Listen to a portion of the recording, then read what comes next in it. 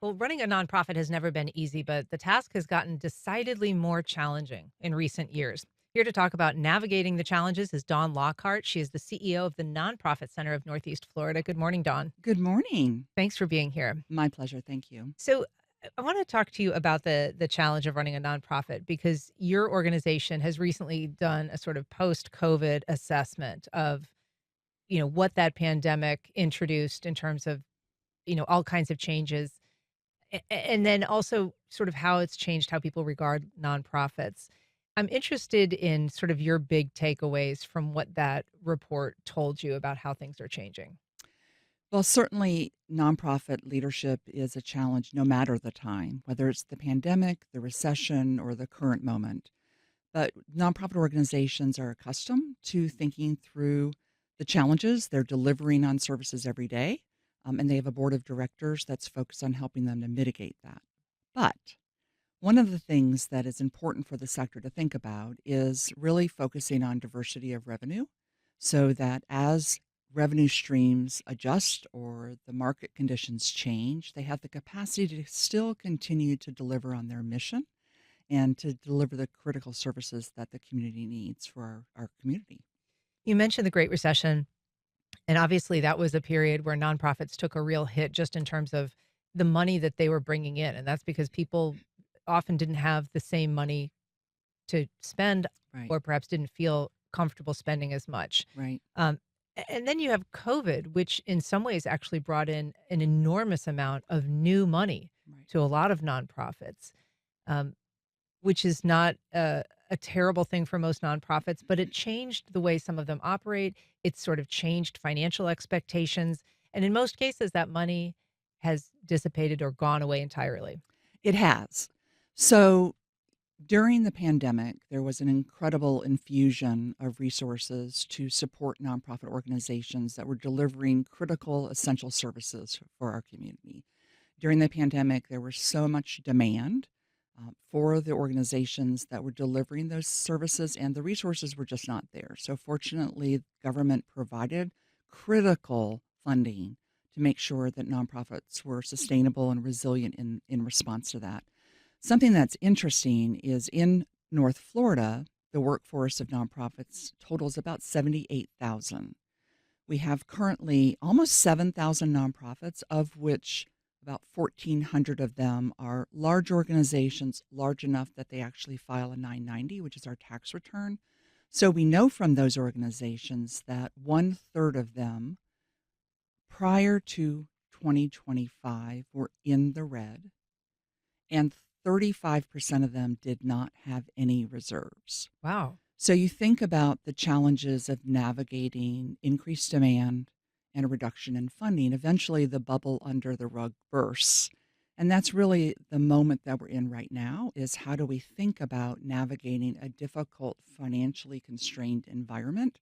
And what does the board of directors, the trustees who have pledged their commitment to leading those organizations do to think about the sustainability of the missions that these organizations are responsible for? And so that's the reality that, organizations were facing, having this money in some cases pulled back. So, operating at a deficit, as many as a third of them. And yet we are now moving into a whole new era of, apparent pullback, whether it's government financing for nonprofits, whether it's funding for the arts or funding for, um, you know, kind of humanitarian type causes, a variety of things that it appears that, kind of the current thinking, nationally and at the state level is sort of even retracting further. Right. So that's it's sort of a double whammy. It's probably a quadruple whammy. You know, many times, especially nonprofit organizations that receive government funding, and here in North Florida, we know that there are 22% of the nonprofit organizations that receive government funding. So think about the ramification of this number I'm about to share. 22% of the organizations have been appropriated $734 million, dollars, federal, state, and local, of which 75% of that is at risk right now. Wow. That is going to shock the ecosystem of the sector in ways that we haven't seen before. The demands aren't going to stop. Nonprofits, when funding gets turned off, you mentioned earlier about the pandemic and CARES Act funding. We know that CARES Act funding from 2022 through 2024 has been frozen. So, nonprofit organizations who have counted on those dollars to be in their budget to reimburse them for services that they've already been providing may not come to be. So they're now having to think about how do we navigate through this and not depend on this resource while the services are continuing to be in demand and the expectations of high quality care must continue. So your organization is a resource for nonprofits. Broadly speaking, you don't provide a, uh, aid particularly yourself. You're an organizational resource. So, what are you telling people, especially when I would imagine you have a lot of people who are now kind of all in this same boat, Mhm. looking at a shrinking pile of resources and, you know, panicking, I would guess. A couple of things. First of all, we are really advocating for boards of directors, trustees, the civic leadership in this community to really pay attention to their fiduciary, legal, and moral responsibility that they committed when they pledged to serve the missions of their organizations. Now is the time to step up, to evaluate what the revenue risk is for the organization, to make sure that if there is a particular source of funding that is not dependable at this point, what is the response going to be? And what are the focuses going to be? Do we need to retract our services? Do we need to focus on our core mission? Is it possible that organizations might need to merge or align? There are many different things that an organization can do. One of the things that the Nonprofit Center is doing, and you're right, while we don't deliver direct service to individuals, we do take very serious responsibility for increasing the capacity of the organizations who are our members so that they can increase the support and services to their beneficiaries. And so we've launched a couple of new initiatives. We've launched a Catalyst website that provides real time data for organizations to be able to navigate and understand what's happening and then bringing them together so that they can develop shared vision and partnership around the programs that they're delivering. We're moving forward with an initiative to focus on shared services where we can provide nonprofit organizations with fractional executives, back office support like human resources and technology and accounting, marketing, all those things that may not be as exciting to invest in, but are critical for a high functioning organization so that they can then focus more on the front end. And then the last thing we're doing in October, we are bringing in a couple of national experts around mergers and acquisitions to introduce to the community the opportunity for if in fact a merger is the right solution for you, and it isn't the right solution for everyone. But if it is the right one, what's the best way to do that? And how can we help them navigate that? If you're just joining us, we are talking to Don Lockhart about the challenges that nonprofits are facing in the current environment. If you run a nonprofit or sit on a board, we would love to hear from you. Give us a call at 904-549-2937. You can email comments or questions to First Coast Connect at wjct.org, or you can reach out on social media.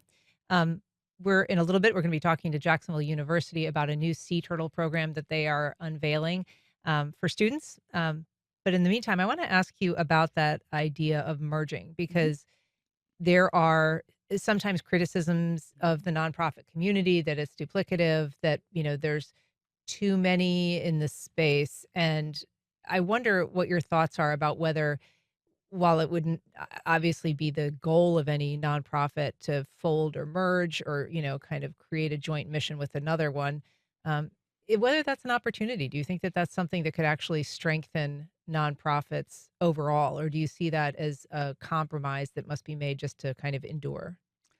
It depends on the mission and the revenue streams and the culture of the organization, just like in the private sector. Culture eats strategy all the time. So I think it's really if it's the right fit. And I think that there is this perception in the community that nonprofits duplicate each other. It's not true. An organization that is serving families in a neighborhood is also not another organization is also not serving that same family with the same meal or healthcare services in another neighborhood. And so while there are like organizations that deliver common services, They are not duplicating the delivery of the service to the individual.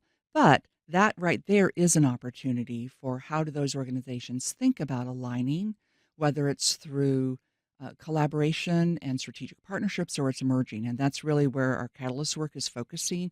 We have some exciting conversations happening. And for example, in our youth and education cohort, we have nearly 80 nonprofit organizations who are coming around the table to find how they can crosswalk the impact of the work that they're doing together.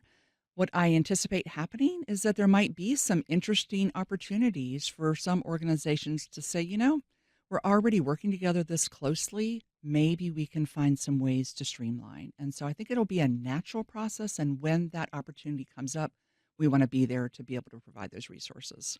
And so how do those conversations start? I mean, if there are a couple of nonprofits in town that, maybe have some synergies or similarities, are they open to kind of initiating those conversations, or is that seen as sort of a concession that they don't want Oh, to? very, very much open. Honestly, it is typically the boards of directors that stand in the way.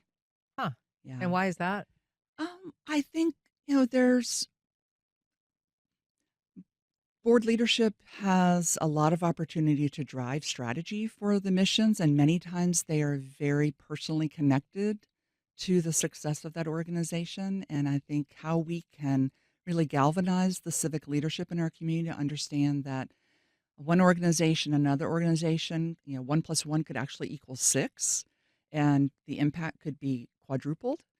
So it's getting the right fit, getting the right message. But again, it's not the right solution for everybody, but certainly there are going to need to be some reform that happens. And there's some reform that needs to happen also within nonprofit organizations themselves. Right now, as an organization that is getting funding cut, they really need to recognize that if they don't have the funds to deliver the service, they're not going to be able to deliver it for free. And so we have to make those hard choices Yeah. to ensure we're continuing. I want to ask you about something that's been in the news, which is a city council bill that was recently approved by the council. It has not yet been signed by the mayor, and there's some question as to whether she is going to sign it. It doesn't appear that there are enough votes to override a veto if she chooses to veto it. But basically, this is the bill that would require, basically says the city can't pay for services for undocumented immigrants, people who don't have proper documentation, who live in Jacksonville. And the onus would essentially fall on a provider, a nonprofit agency that contracts with the city to provide some kind of service to say, we are or are not, allowing this money to get to people who don't have documentation. What are you hearing from your membership or from the nonprofit community about how this could, how they might manage this? So, because the mayor hasn't yet decided what she's going to do, we don't know what the outcome of that will be. When that is decided, the Nonprofit Center will certainly work with the administration and our members to help them figure out one, how to be in compliance with the law, but more importantly, how to make sure they can continue to deliver the services to vulnerable populations. And many nonprofit organizations deliver services to the immigrant community, and nonprofits are independent 501(c)(3)s. So they are autonomous. They have the capacity to make decisions around who they're going to serve and when they're going to serve them. And so we'll work with those organizations to help them develop ideas and mechanisms to make sure that they can meet their missions. And who are you thinking of when you say these are groups that are serving, in some cases, community members that are immigrant, some of them undocumented? What kind of agencies are doing that kind of work? All organizations, the arts community, the human services community, the faith based community, there are all different types of nonprofit organizations that are delivering services to vulnerable populations. So it's going to take all of us thinking about how to be creative to make sure that individuals who are coming to an organization in need get the services that they deserve to receive. And it's going to be up to the boards of directors to make sure that those resources are available to make sure that happens. And so I hear you saying, the mayor hasn't signed it and we won't know the impacts until that happens. And yet I'm curious what concerns you're hearing from your membership, and if any of them are reaching out, if they're, appealing to the mayor, or urging one way or another on this bill.